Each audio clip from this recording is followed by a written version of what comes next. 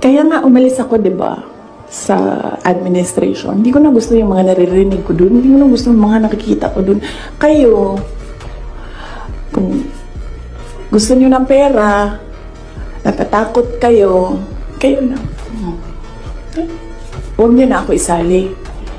Emil, yung una mong katanungan, hindi ko masikmura ang korupsyon kung kaya't ako ay umalis ng Malacanang.